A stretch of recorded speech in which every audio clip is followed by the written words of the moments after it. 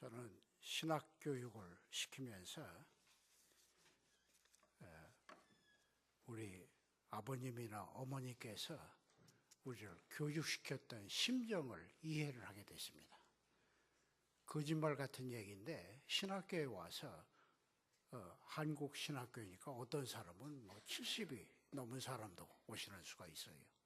나이 많으신 분들이 오셔서 또 한국에서 아주 저명한 분들로 상당히 높은 지위를 유지하고 계셨던 분도 오셔가지고 신학 공부를 하고 그렇습니다. 거짓말처럼요, 졸업식을 수행을 하고 이분들에게 졸업장을 주어서 내보낼 때면은 마치 어린아이를 우물가에 내보내는 것 같은 심정이 돼요. 저 사람들이 가서 목회를 제대로 할 거냐? 실수해가지고 쫓겨와가지고 나한테 또 울고불고 매달릴 게 아니냐. 역시 3년 동안 가르쳤던 학생 혹은 4년 동안 가르쳤던 학생을 내보낼 적마다 그런 걱정을 굉장히 많이 했던 것을 기억을 합니다. 이제 매일같이 일종의 악몽 같은 생각이 가끔씩 한 번씩 들어오는데, 오늘 또 누가 목회를 한다고 실수를 해가지고 교회 말아먹고 또 쫓겨나는 건 아닌가 하는 생각이 들고 그래요. 그럴 적마다 내가 다른 방법이 없으니까 하나님에게 이 학교를 거쳐나간 모든 사역자들이 충성스럽게 하나님의 말씀을 전파할 수 있도록 도와주시옵소서, 하나님께서 보호해 주시옵소서라고 기도를 하는 수밖에 없죠. 마침 우리 최 목사님 여기 오셔서 이렇게 목회를 성공적으로 하고 계신 것을 보니까 아주 가슴이 후련하게 시원해지고 얼마나 고맙고 감사한지 모르겠습니다. 또 지난 3일 동안 성도님들께서 집에 초청을 하셔서 음식을 대접을 해주시고 그런 것에 대해서 참으로 고맙고 감사하게 생각을 합니다. 요즘은 조금 21세기 문명시대가 돼서 전에는 점잖은 손님을 대접할 때는 을의 집안에 초청을 해가지고 주부가 만든 음식을 대접하는 것이 일종의 예의로 되어 있었습니다. 근데 이제 한국 교회 목회를 하다가 보니까요, 20년, 30년 미국에 와서 살아도 한 번도 남의 집에 점잖은 가정에 초청을 받아가지고 그 주부가 한 음식을 먹은 예가 없는 사람이 너무나 많아요. 저는 62년도에 유학생으로 왔고, 그러니까 도대체 한국 사람은 그 주변에 나 하나밖에 없었으니까 여러 성도님들이 초청을 해가지고 집에 가서 주부가 한 음식을 대접받은 예가 많이 있습니다. 친분 관계도 많이 쌓았고, 이제 그럴 적마다 참으로 고맙다. 지나가는 나그네와 같이 유학생으로 여기 와 있는데 날 대접할 이유가 하나도 없으신 분들이 어쩌면 이렇게 친절하게 날 초청을 해서 귀한 음식 만들어 가지고 대접을 하는가. 참 가슴이 아주 뜨뜻해지는 그런 기분을 항상 느끼고 그랬어요. 또 역설적으로 한국 분들이 많이 오셨는데 한 번도 초청함을 받지 못하고, 그러니까 한국 사람들이 풍습이 변했습니다. 이제는 주부가 한 음식을 대접하는 것을 자랑스럽게 생각하는 것이 아니라 식당에 가서 그냥 15불짜리, 12불짜리 한 끼 사서 먹여서 보내면은 그것으로서 손님 대접을 다 한 것처럼 그렇게 하는 풍습이 왔는데, 풍습이 그렇게 변하는 것은 어쩔 수가 없지만 어떤 마음 한편에서는 약간은 섭섭한 기분도 드는 것이 사실이에요.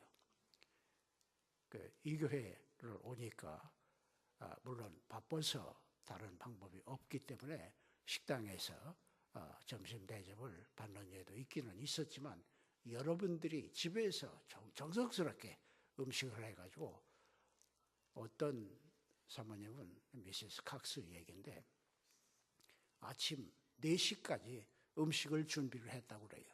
아닌 게 아니라 차려놓은 걸 보니까 정말로 그렇게 여러 시간 동안 애를 무지무지하게 썼을 것으로 생각을 합니다. 얻어먹은 것이 고마운 정도가 아니라 참으로 그리스도의 사랑이 이렇게 놀랍구나 하는 것을 마음속에 지니고 있습니다. 그래서 즐겁고 기쁜 시간은 제가 가질 수가 있어서 이 교회에 왔던 것에 대해서 대단히 고맙게 생각을 합니다. 조금 전에 목사님께서 소개를 하셨지만 박영덕 박사님은 크리스천 아이비 카레지의 총장님이십니다. 근데 거기에요 대학도 있고 신학대학 그리고 한의 대학도 시작을 했고 또 앞으로 여러 가지 큰 대학으로 발전시킨 계획을 아주 철통같이 착실하게 하고 계십니다. 이제 한국 사람들이 미국에 이민을 와가지고 자녀들 교육처럼 중요한 일이 없습니다. 교육을 성공적으로 잘하면 출세하는 길이 훤하게 열리고 자녀들이 대학에 갔다가 잘 적응을 못하고 공부를 제대로 하지 못하고 쫓겨오든지 퇴학당해가지고 오든지 그러면은 결국엔 뭐 노동하는 것이 나쁘다는 얘기는 아니지만 결국엔 사회 변두리로 치우쳐가지고 평생 동안 고생을 할 수밖에 없죠. 그런 것을 생각해서 저도 82년에 신학대학을 만들어가지고 신학교육을 시키는 일을 했고 17년 동안 신학교육을 시키다가 한국에 갈 일이 생겨가지고 한국에 가서도 역시 여전히 학교에서 후배들을 양성하는 직업을 하다가 이제는 지금은 은퇴를 해가지고 미국에 오기는 왔습니다만은 이렇게 가끔 불러주셔서 저에게 좋은 기회를 주시는 것도 고맙고 감사한데 제가 이 아이비 크리스천 카레지에서 지금 가르치고 있거든요. 여기를 오게 된다는 것을 알고서 먼 길을 목사님께서 직접 오신다고 그러는데 그렇게 할 수가 있습니까? 자기가 나를 데리고 가겠습니다라고 자원을 해서 나서셨어요. 얼마나 고맙고 감사한지 모릅니다. 그런데 실제로 저도 대학에서 총장, 대학원장 뭐 등등을 한 20년 동안 해본 사람인데 행정을 맡은 사람이요. 한순간도 머릿속에 학교를 잃어버리는 수가 없습니다. 이렇게 이틀 사흘씩 운전을 하고 교수 중에 한 사람에게 불과한데 나이가 많아도 교수는 교수, 자기는 총장은 총장이고 그러니까 그 계급적인 차이가 있잖아요. 그런데 전혀 괴로운 기색을 하지 않고 기쁜 마음으로 나서셔서 운전해 주신 것에 대해서 얼마나 고맙고 감사한지 모르는데 그것이 저는 하나님께서 여러분들에게 주시는 축복 중에 하나라고 그렇게 해석을 하고 있습니다. 그래서 자녀들이나 일가 친척들이나 아는 사람들 중에 대학 교육을 받아야 된다 혹은 한의대에 가서 한의사가 되고 싶은 생각이 있다고 하면은 그 아이비 크리스천 카레지를 기억하세요. 잃어버려도 좋습니다. 여기 최 목사님한테 물어보시면은 어느 때든지 기억을 해가지고 연락을 해주실 테니까 결국은 학교는 학생들이 있어야 운영이 되고 경비가 나오고 교수를 고용할 수가 있고 그런 것이니까 여러분께서 특별히 기도하실 적마다 잊지 말고 기도도 해주시기를 진심으로 부탁을 드립니다. 이 주보에 의하면은 오늘은 두 가지. 첫 번째는 오늘 봉독한 성경 말씀 9장 13절로부터 23절에 근거해서 나면서부터 소경된 자를 치유하신 사건이 5번째 표적이에요. 이것은 우선 결론부터 내리면 구원받은 자의 혜택은 빛을 볼 수 있게 되는 것이다 입니다. 7번째 표적은 죽은 나사로를 나흘 만에 썩은 냄새가 나는, 이미 썩기 시작해가지고 썩은 냄새가 나는 죽은 나사로를 부활시킨 것을 취급하는 말씀으로, 본문 말씀이 11장 3절로부터 33절로부터 44절을 읽고서 설교를 하려고 계획을 했습니다. 그런데 대개 외부에서 강사님들이 오시면 교인들 생각은 하나도 안 하고 40분씩, 1시간씩, 2시간씩, 1시간 반씩 그렇게 설교를 해가지고 역증을 내고 그러는 것을 저는 잘 알고 있습니다. 그래서 그렇게 미련하게 여러분들 괴롭히지 않고 아주 짧은 시간에 처리하는 방법으로 7번째 표적인 죽은 나사로를 부활시켰다는 사실은 그렇게 대수로운 일이 아닙니다. 누구나 이해할 수 있는 교훈이 거기에 있어요. 예수를 믿으면 죽지 않고 영생한다는 교훈을 우리에게 보여주는 것입니다. 또 신약 성경에 보면은요, 사도 바울이나 이런 선생들이 성도들이 죽었다는 말을 별로 사용하지 않습니다. 잠든 사람들. 잠든 사람은 시간이 지나면 도로 깨어나는 거예요. 이게 부활을 잠자다가 깨어나는 것처럼 비유를 해가지고 주 안에서 잠든 자들이 일어날 것이고 라는 등등으로 그렇게 표시를 해가지고 그 말을 다른 말로 설명을 하면요, 예수 믿으면 죽지 않는다는 뜻입니다. 물론 육신과 영혼이 분리돼서 육신은 땅에 들어가지만 땅에 들어 무슨 썩지만 영혼은 주님께 낙원에 가서 영원한 복락을 누리게 된다. 그러니까 잠자는 게 옳은 얘기죠. 육신은 잠들어서 썩어지지만 영혼은 오히려 천국에 가서 하나님의 축복을 누리는 생활을 한다니까, 그처럼 고맙고 감사한 일이 천하였고, 그러니까 예수를 믿은 마지막 혜택은 영생을 내 것으로 소유하게 된다. 영원히 죽지 않는 영생을 할 수 있게 된다는 교훈을 우리들에게 보여주고 있는 것입니다. 그러나 중생한 결과 빛을 보게 된다는 말은, 빛을 본다는 게 그게 누구나 다 태양이 떠오르면 빛이 비치고, 또 태양이 떠오르지 않아도 구름이 꼈어도 빛은 구름을 뚫고 들어오는 까닭에 누구나 다 빛을 알고 있는데 그게 무슨 그렇게 대수로운 혜택이냐라고 여러분들이 이상한 생각을 할 가능성이 없잖아 있는 것입니다.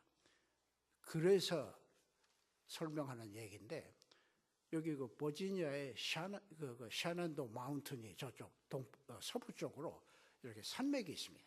그 산맥 끄트머리에 가까운 지역에 루레이 캐번이라는 동굴이 있어요.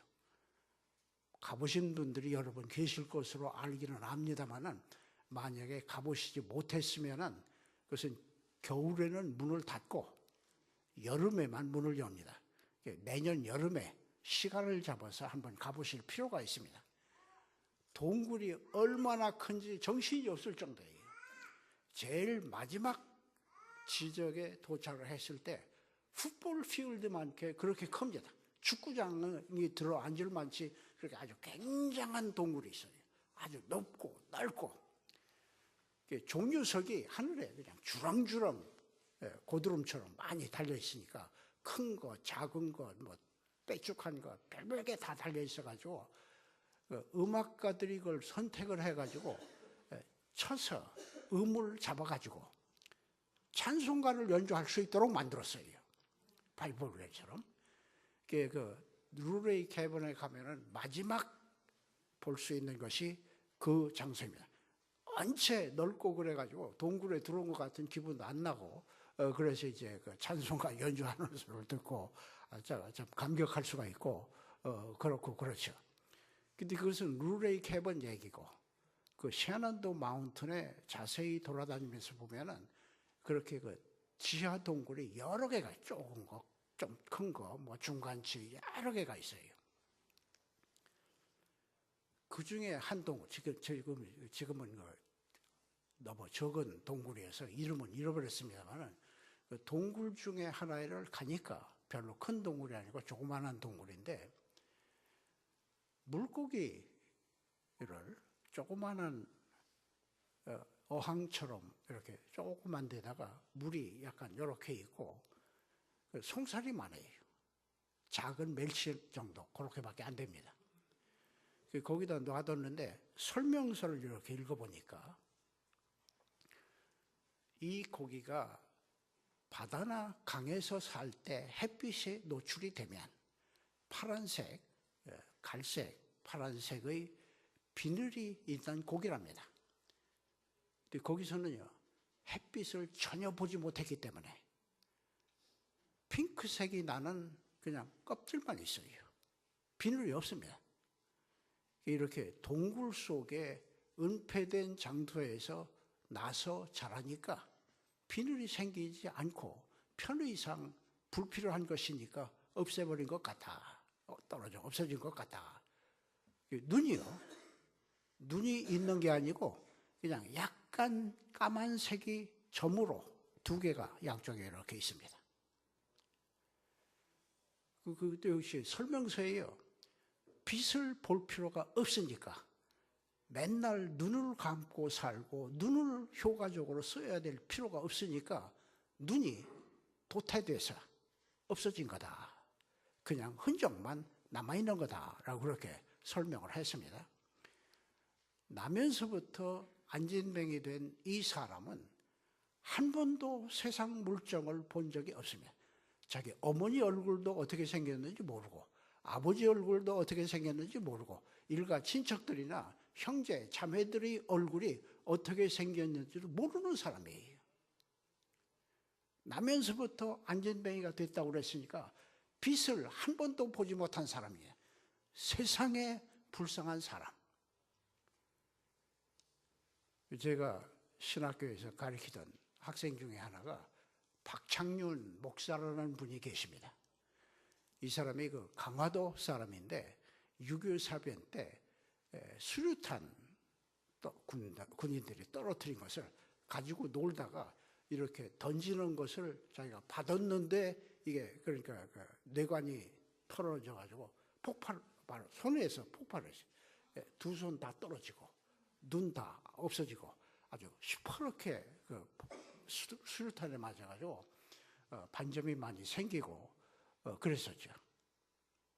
근데 이제 제가 처음 한국에 가니까 이 쇠 깔쿠리로 양쪽 손을 다 이렇게 만들고 이제 사람들이 부축을 해서 길 안내를 하고 그러니까 길을 못 보니까 눈이 수제 없으니까 아무것도 못 보니까 거동도 불편하고 이제 그랬었죠.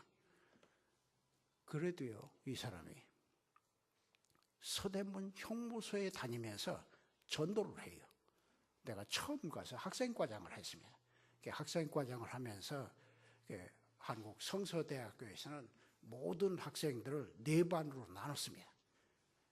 한 학기 동안 병원 전도, 한 학기 동안 형무소 전도, 한 학기 동안 농촌 전도, 한 학기 동안 서울에 빈민굴이 많았잖아요.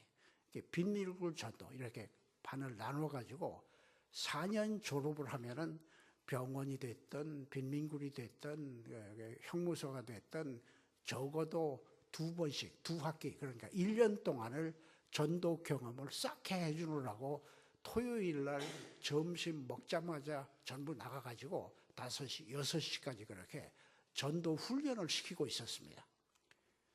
그랬더니 박찬윤이라는 학생이 와가지고 나한테 부탁하기를 자기가 그동안에 서대문 형무소에 다니면서 전도를 해왔습니다. 그러니까 이렇게 반에다가 집어넣어서 자꾸 로테이션을 시키지를 말고 자기는 서대문 형무소에 가서 전도하도록 도와주십시오라고 요청을 해요. 어떤 사람들에게 전도를 했느냐. 그때 마침 박정희 대통령의 아들이 대마초 사건으로 걸려가지고 투옥이 됐더랍니다. 그래서 박지만이도 자기가 전도를 했고 또 지금 로스앤젤레스에서 목회를 하고 있는 한국 김시성을 가진 목회자가 있습니다. 음악하던 사람. 그 사람이 거기 같이 투옥이 돼 있을 때 이 사람에게도 전도를 해서 예수를 믿었고, 그러니 그렇게 성공적으로 전도를 하고 있다는 얘기예요. 그래서 그래라. 그럼 너는 어느 때든지 다른 데로 옮기지 말고 형무소 전도를 계속해라 하고 이제 그렇게 허락을 했습니다. 그랬더니 결과적으로 조금 전에 말씀드렸던 것처럼 젊은 청년을 역시 그때도 이제 그 박지만이하고 어울려 다니면서 대마초 사건에 걸려서 투옥이 된 사람이에요.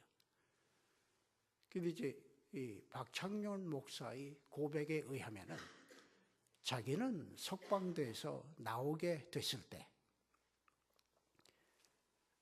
이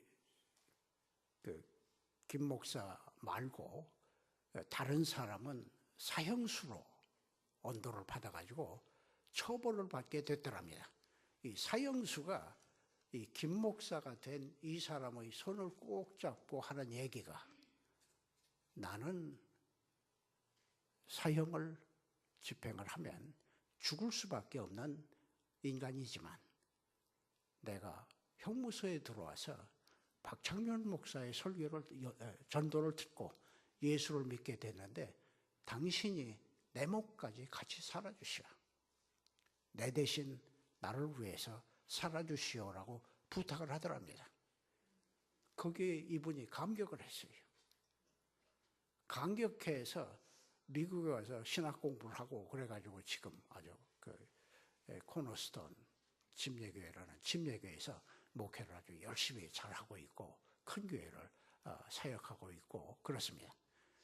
근데 이제 그 박창윤 목사가 그렇게 나타났을 때 겁도 나고, 이렇게 학교 복도에 이렇게 나가면 저기 서 있습니다. 그러면 인사하는 것도 두려워서 이렇게 빙빙 돌아서 다른 데로 피해서 올라가고 그랬지, 직접 접촉하기가 그렇게 불편하더라고요. 뭐라고 말을 하는, 위로하는 것이 무슨 소용이 있겠어요, 이 사람에게. 용기를 북돋아주는 얘기를 해봤자 그게 무슨 효과가 있겠어요. 근데 아무 말도 않고 그냥 왔느냐 어쩌고 이러고만 지나가는 것도 또 미안하고, 그래가지고 한 1년 동안을 그렇게 피해 다니다가 나중에는 그래도 학생이니까 인사도 하고 그러긴 그랬습니다만 지금은 이거 다 떼어버렸어요. 그러고 이제 아름다운 고등학생, 여학생이었는데 이 사람이 길 안내를 하기 위해서 전도, 형무소 전도에 다니던 여학생들이 둘인가 셋이가 있었는데 그 중에서 어떤 여학생 하나와 결혼을 해가지고 아주 행복한 가정생활을 하고 아이들도 둘이나 생기고 그런 일이 있습니다. 그래서 그런 사람을 눈앞에 놓고서 생각을 할 때 아무것도 보지 못하게 됐다는 것은 얼마나 괴로운 일일까. 또 상상이 안 돼요. 상상이 안 됩니다. 그래도요, 예수를 믿었기 때문에 기쁘고 즐겁게 사역을 해요. 난 그 교회 여러 번 가서 설교도 해주고 그랬는데 이 사람은 전혀 불편한 것이 없이 그렇게 또 아주 기쁘게 사역을 하더라고요. 그러니까요, 눈으로만 보는 게 아닙니다. 중생한 기독교인들에게는 영의 눈이 생기는 거예요. 아까 물고기가 동굴 속에서 나서 성장한 물고기가 눈으로 볼 필요가 없으니까 눈이 도태가 돼서 잘 보이지 않는다고 그랬죠. 타락한 아담의 자손들의 영의 눈이 그렇게 퇴화돼서 성령의 역사도 볼 수가 없고 하나님의 능력도 볼 수가 없고 그리스도의 위력 같은 것도 전혀 못 보는 거예요. 성경의 복음서에 그렇게 분명하게 명쾌하게 잘 기록이 돼서 2000년 동안 수천만의 기독교인들이 읽고 암송하고 은혜를 받고 그랬지만 그게 전부 거짓말이래. 조작된 신화랍니다. 자유주의자들의 이론. 그러니까 이런 교회가 또 생기고 이런 교회에서 성경은 영감된 하나님의 말씀이라는 진리를 계속해서 강조해서 설명을 할 필요가 있는 것이고, 저도 그래서 첫날부터 하나님의 말씀을 읽고 듣고 행하는 자라야 하나님의 축복을 받는다라는 얘기부터 시작을 한 것입니다. 그냥 평생 동안 목회를 하고 평생 동안 교수를 한 사람이니까 이런 거 집어치고 만담 비슷하게 재미있는 얘기들을 엮어내라. 몇 시간이라도 할 수가 있죠. 근데 이 강대상은, 이 교회는 하나님의 말씀을 가리키기 위해서, 하나님의 말씀을 전파하기 위해서 하나님께서 허락하신 건물이고 장소이고 강대상입니다. 이런 데 서서 만담이나 하고 내가 하고 싶은 얘기를 하면 그것은 하나님의 말씀을 무시하는 태도가 되는 것이 옳지 않은 것입니다. 하나님의 종들은 어느 때든지 하나님의 말씀을 가장 알아듣기 쉽게 해석해서 전달해 주는 것이 목회자의 사명이라고 볼 수가 있습니다. 만약에 지나간 과거 2000년 동안 모든 목회자들이 그렇게 하나님의 말씀을 집중적으로 설명하고 해석해서 옳게 가르쳤다면 벌써 막 온 세계가 다 기독교화 됐을 것입니다. 그런데 하나님의 말씀만 가지고 설교를 하라. 말은 쉬워도요, 정말로 그렇게 하려고 노력을 해보면 이게 무지무지하게 힘듭니다.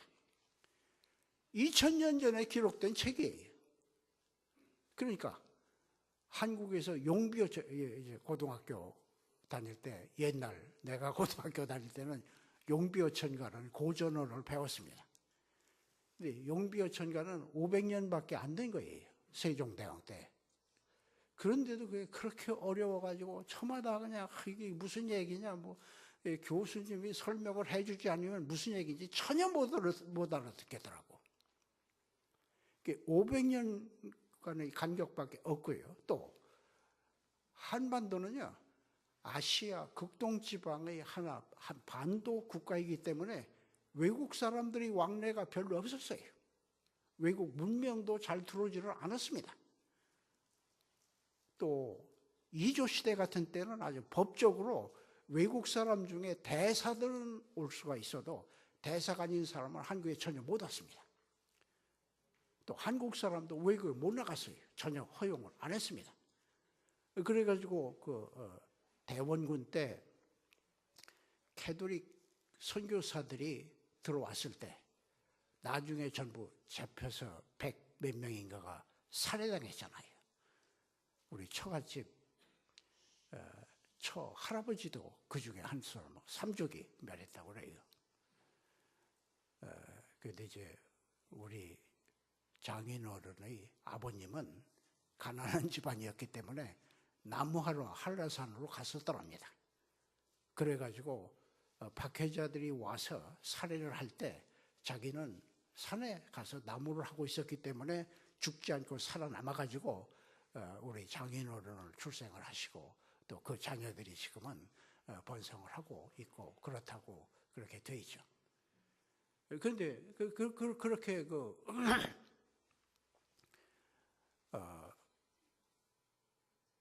예수를 영접해서 변화함을 받고 중생한 기독교인이 됐다 하는 것은 이 세상의 신, 사탄, 마귀의 입장에서 볼 때는 이것처럼 중대한 사건이 있을 수가 없습니다. 허용을 하면 마귀의 왕국은 완전히 패망할 수밖에 없고 멸망받을 수밖에 없는 거예요. 그러니까 길을 쓰고 어떤 방법으로든지 하나님의 말씀을 퇴화시키고 하나님의 말씀을 교회에서 뺏어가고 어떤 방법을 뺏어내서라도 변질을 시켜가지고 하나님의 말씀의 능력이, 효과가 전혀 드러나지 않도록 부단하게 노력을 하고 있다는 사실을 기억할 필요가 있습니다. 그래서 말씀을 지키고 말씀을 설교하고 말씀을 가리킨다는 것은 보통 일이 아닙니다.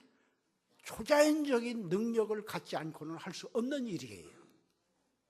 우리 최 목사님이나 개신교 보수 진영의 목사님들은 그렇게 영적인 투쟁을 부단하게, 그래도 불평한 마디도 없이 기쁘고 즐거운 마음으로 그런 사역을 하고 계신 것이에요. 그래서 아시는 목회자들이 있으면은 잊지 말고 기도할 때 함께 기도하세요.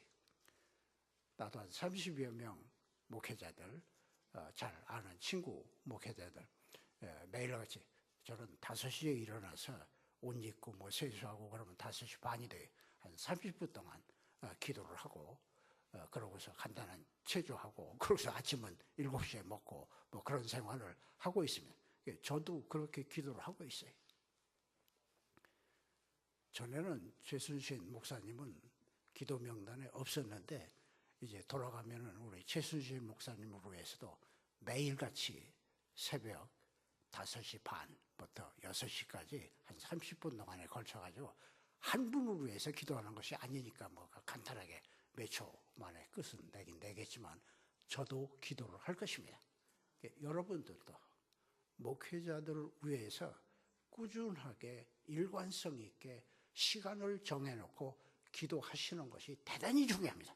그래서요, 목회자들이 이리저리 치우치지 아니하고 하나님의 말씀을 주제로 선택을 해가지고 정확하게 가르칠 필요가 있습니다. 하나님의 말씀이 꾸준하게 전파가 되고 성령의 역사가 꾸준하게 작용을 하는 경우 영의 눈이 띄어지기 시작을 하는 거예요. 어떠십니까, 여러분들? 성령의 역사하시는 것을 눈으로 보셨습니까? 못 보셨으면 아직 영의 눈이 띄지 않은 거예요. 그래서 괜히 쓸데없는 일에 부지런 피우지 말고 조용히 앉아서 성경 말씀을 묵상도 하고 기도도 하고 성령의 충만한 상태를 유지하기 위해서 꾸준하게 노력을 하면 영의 눈이 띄어지기 시작하는 것입니다. 여러분들 성령의 속삭이시는 음성을 들어보셨습니까? 못 들어보셨습니까? 일반적으로 들어보지 못했다고 할 사람이 얼마든지 있으면.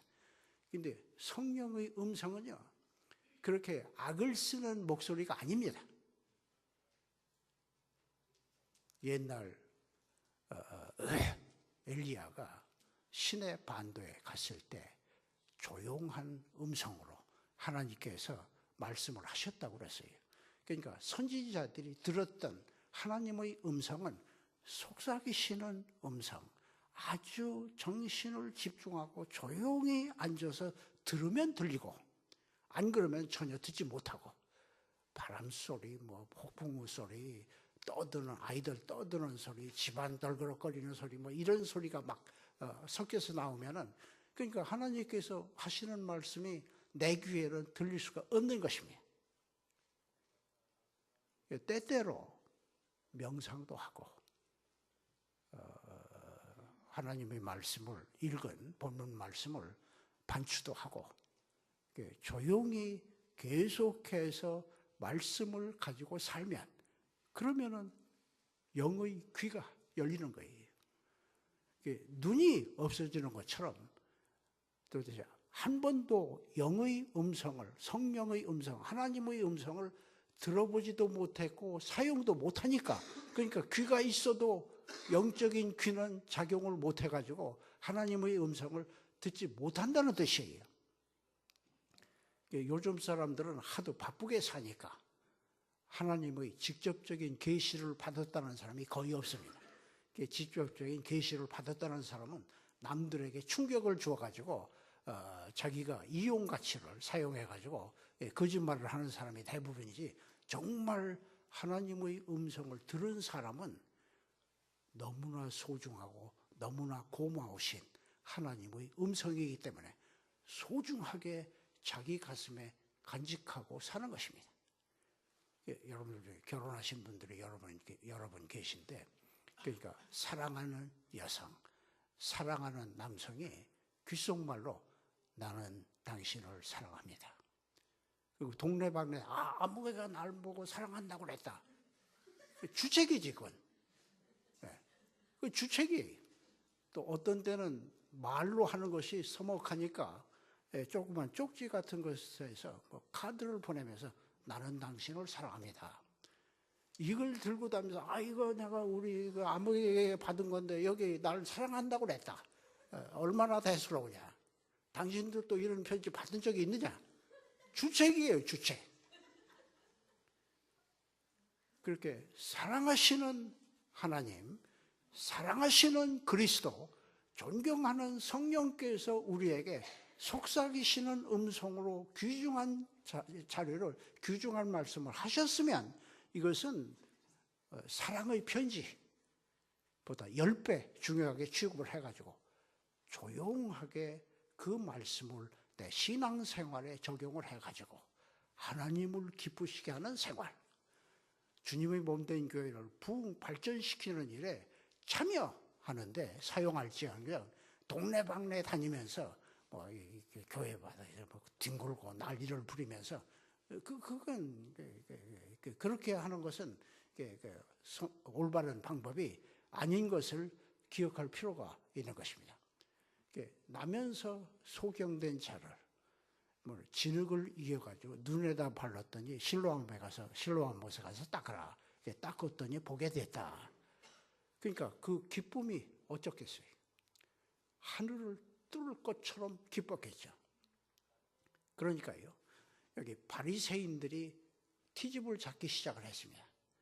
자기 부모님들도 바리새인들이 두려워서 답변을 못하고 우리 아들이 다 컸으니까 우리 아들에게 물어봐라 라고 이렇게 돌렸다고 그랬습니다. 바리새인이 누굽니까? 바리새인은 지주계급입니다. 사두개인은 종교인들이지만 그래서 이제 외국 세력에 편승해서 외정시대 친일파가 있었던 것처럼 외국 세력에 편승해서 제사장직에다 서기관직 그리고 세리 같은 것을 돈 나오는 구멍은 전부 다 점령하고 있었던 것이 사두개인들이에요.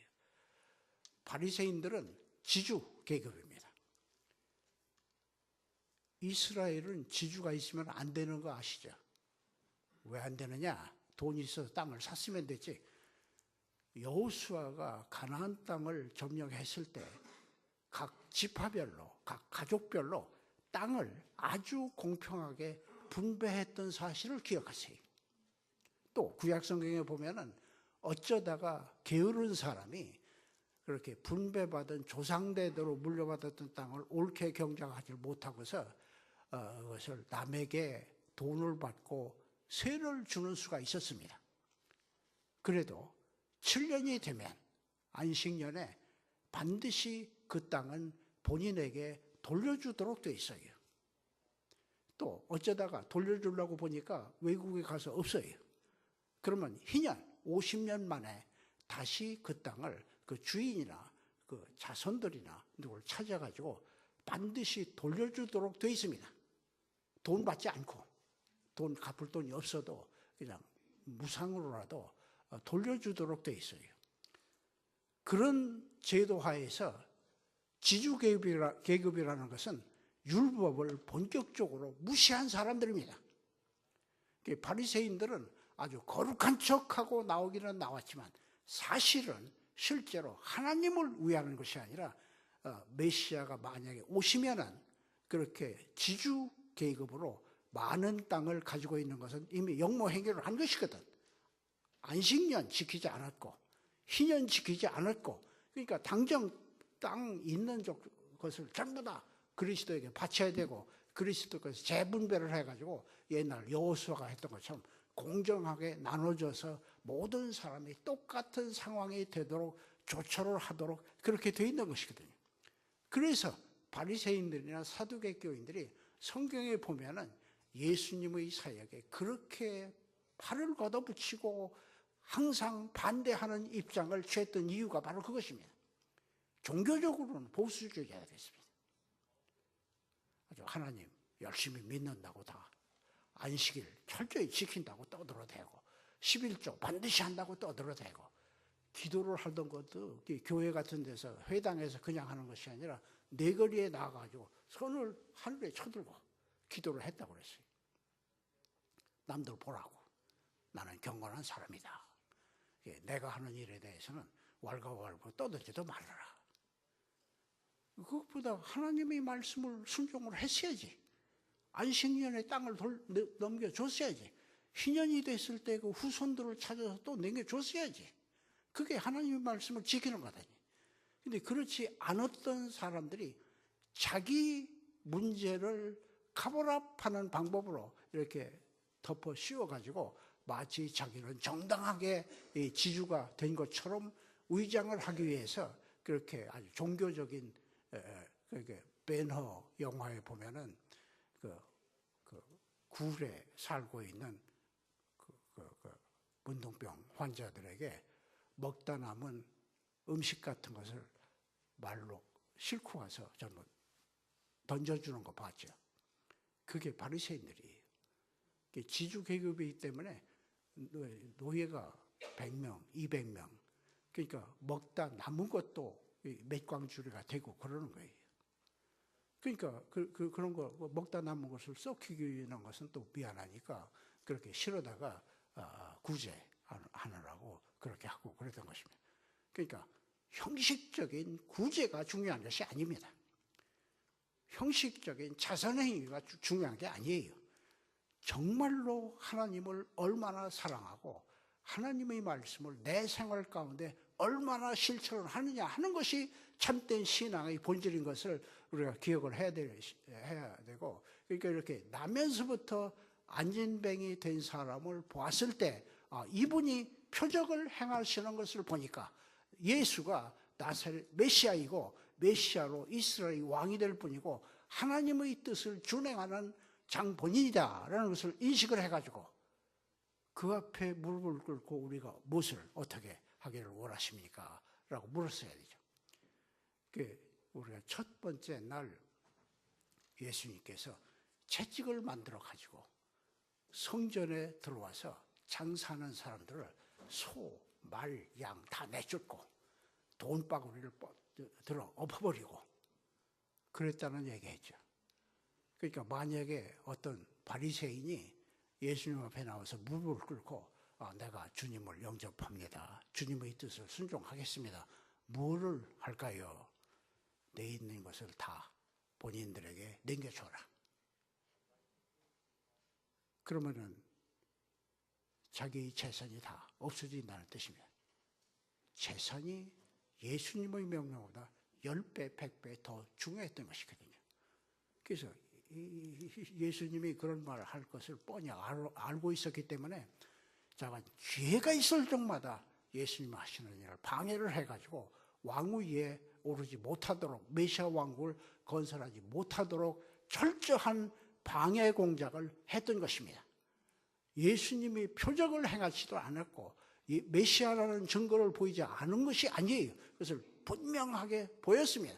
우리가 지나간 3일 동안 7개의 표적을 통해서 예수를 영접하면 중생한다. 중생한 사람은 이런 것을 의미한다. 라는 것 같은 것을 중생의 방법과 중생한 사람들의 생활과 그리고 오늘은 중생한 사람들이 받는 혜택 문제를 지금 2가지 또 다루고 있습니다. 그렇게 영적인 구원을, 영적인 도우시는 역사를 하시기 위해서 오셨던 예수님인데 그 대신요, 메시아 왕국을 건설하는 일이나 이런 구약 성경에 보면 똑같이 예언이 됐거든요. 근데 그건 아무것도 성취된 일이 없어요. 그러니까 성취되지 않은 예수님의 예언은 재림하심으로 반드시 성취가 된다. 예수님은 틀림없이 반드시 어느 때인지는 모르지만 재림하셔서 원래 구약에 예언됐던 모든 예언을 문자적으로 실시하실 것이라는 것을 우리가 확신을 하고 믿음을 가지고 그리스도가 재림하신 것을 기다리고 믿음의 준비를 우리가 부지런히 할 필요가 있는 것입니다. 12시 25분이기 때문에 설교를 이런 정도로 마치고, 그래서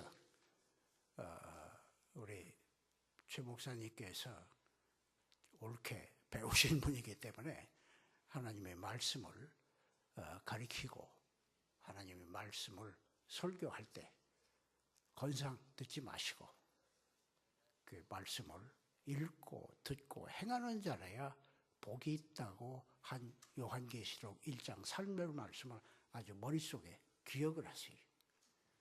나도 읽고 듣기도 하고 그러고 행해야 되겠다 라고 생각해서 좋은 신앙생활을 함으로 그리스도께서 재림하실 때 환영받을 뿐만 아니라 멸관을 받아서 천국에서 기쁨을 누리는 생활을 하시기를 바라는 마음에서 이 말씀을 드렸습니다. 기도하십니다.